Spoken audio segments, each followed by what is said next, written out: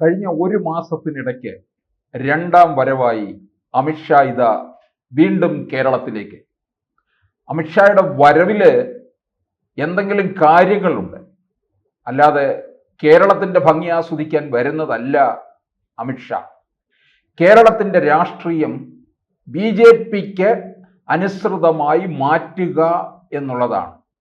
ഇവിടുത്തെ രാഷ്ട്രീയ കാലാവസ്ഥ BJPക്ക് അനുസൃതമായിട്ട് മാറ്റുക എന്ന് പറഞ്ഞാൽ വരാൻ പോകുന്ന തെരഞ്ഞെടുപ്പിൽ മികച്ച നേട്ടം കൊയ്യുക എന്നുള്ളതാണ്. എങ്ങനെ കൊയ്തെടുക്കണം എന്നുള്ളതാണ് താഴെ തട്ടിലേക്ക് നൽകുന്നതിനും താഴെ തട്ടിലെ BJPയുടെ അടിത്തറ പാകുന്നതിനും വേണ്ടിയാണ് അമിത്ഷാ കേരളത്തിലേക്ക് എത്തുന്നത്. ഈ വരവ് കൊച്ചിയിലാണ്. കഴിഞ്ഞ ഒരു മാസത്തിനിടയ്ക്ക് ആദ്യത്തെ വരവെന്ന് പറയുന്നത് തിരുവനന്തപുരത്തായിരുന്നു. എല്ലാം ഒരു ദിവസത്തെ സന്ദർശനം മാത്രം. ഇപ്പോൾ വരുന്നത് 100 ദിന കർമ്മ പരിപാടിയുമായിട്ടാണ്. ഇനി അങ്ങോട്ട് 100 ദിവസം ചെയ്തു തീർക്കേണ്ട പദ്ധതികളെ കുറിച്ചാണ്. കൃത്യമായ ഒരു ടൈം ടേബിളിലൂടെ കാര്യങ്ങൾ മുമ്പോട്ട് കൊണ്ടുപോകും. ഇത് സംസ്ഥാന നേതൃത്വത്തിന് കൈമാറും. കേന്ദ്ര നേതൃത്വം കൊടുത്തിരിക്കുന്ന കാര്യമാണ്. അത് സംസ്ഥാന നേതൃത്വം നടപ്പിലാക്കുക, അതിൻ്റെ റിസൾട്ട് കൊടുക്കുക. ഇതാണ് വേണ്ടത്. അപ്പോൾ തദ്ദേശ തെരഞ്ഞെടുപ്പ് മുന്നിൽ കണ്ടുകൊണ്ടുള്ള നീക്കമാണ് നടത്തുന്നത്. 100 ദിന കർമ്മ പരിപാടികൾ എന്ന് പറയുമ്പോൾ നമ്മൾക്കറിയാം, ഈ 100 ദിനമാകുമ്പോഴേക്കും തദ്ദേശ തെരഞ്ഞെടുപ്പ് എത്തിക്കഴിഞ്ഞു എന്നുള്ളതാണ്. ഡിസംബറിൽ പുതിയ ഭരണസമിതി നിലവിൽ വരണം. അതിനു മുന്നോടിയായിട്ടാണ് ഇപ്പോൾ അവിടെ ഇവിടെയായിട്ട് മാത്രം ചില പഞ്ചായത്തുകൾ വാർഡുകളിൽ എങ്ങാണ്ടോ നിൽക്കുന്നുണ്ട്. അതൊന്നും പോരാ. വോട്ട് വിഹിതം വർദ്ധിപ്പിച്ചാൽ പോരാ, പഞ്ചായത്ത് പിടിച്ചെടുക്കണം എന്നാണ് അമിത്ഷാ പറയുന്നത്. ഇത് തന്നെ നിയമസഭയിലും. ഇനി വോട്ട് വിഹിത വർധനവ് എന്നുള്ളതൊന്നില്ല. അതിന്റെ സമയം കഴിഞ്ഞു.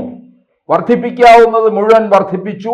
ഇനിയും സീറ്റ് നേടുക എന്നുള്ളതാണ്. അതാണ് മുന്നണികളെ ഭയപ്പെടുത്തുന്ന കാര്യവും. ഇപ്പോൾ തന്നെ നമുക്കറിയാം, തിരുവനന്തപുരവും തൃശ്ശൂരും BJP പിടിച്ചെടുക്കും എന്ന് ഉറപ്പ് പറയുന്ന 2 കോർപ്പറേഷനുകളാണ്. തിരുവനന്തപുരത്ത് BJP കൈയെത്തും ദൂരത്തിൽ നിൽക്കുകയാണ്.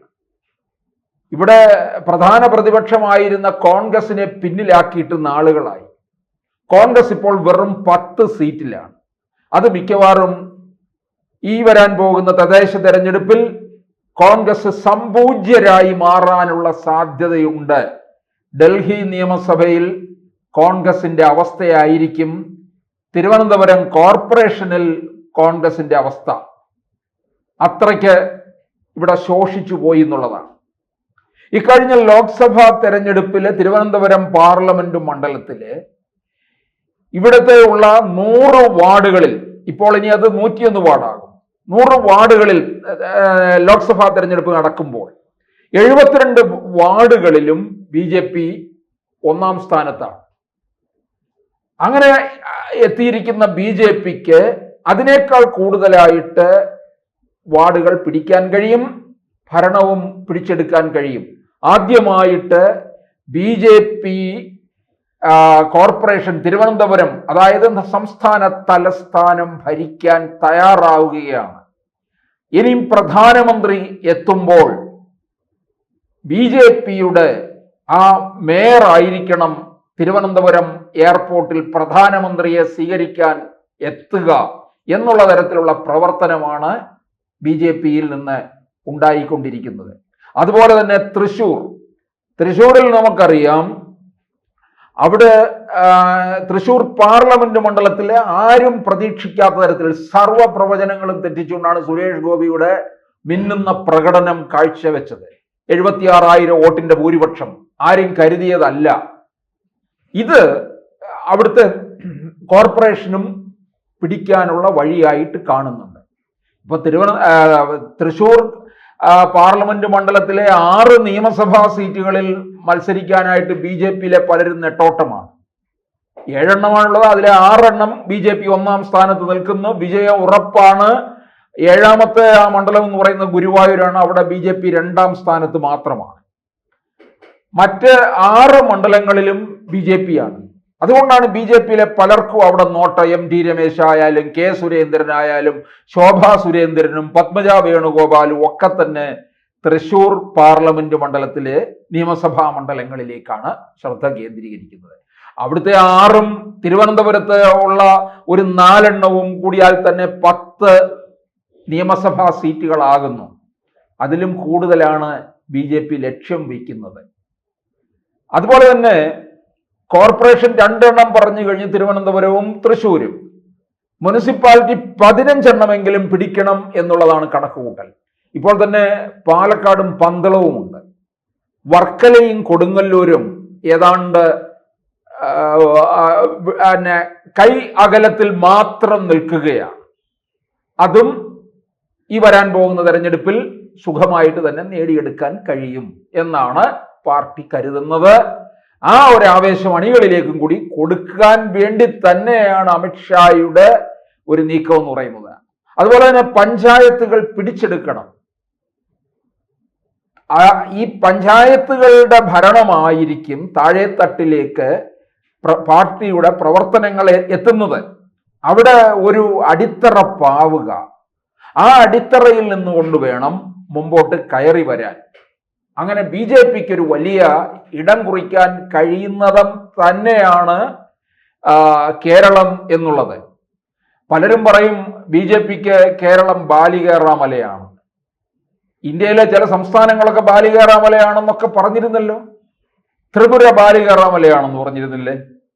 അവിടെ ഇപ്പോൾ ആരാണ് ഭരിക്കുന്നത്? അവിടെ ഭരിച്ചു കൊണ്ടിരുന്നവരുടെ മേൽവിലാസം പോലും ഇന്ന് അവിടെ ഇല്ലാതായി തീർന്നിരിക്കുന്നു. അവരുടെ പാർട്ടി ഓഫീസുകൾ പോലും ഇന്ന് അവിടെ ഇല്ല എന്നുള്ളതാണ്. ആ പാർട്ടി ഓഫീസുകളെങ്കിലും കുറെ കാലത്തേക്കെങ്കിലും നിലനിർത്തണ്ടേ?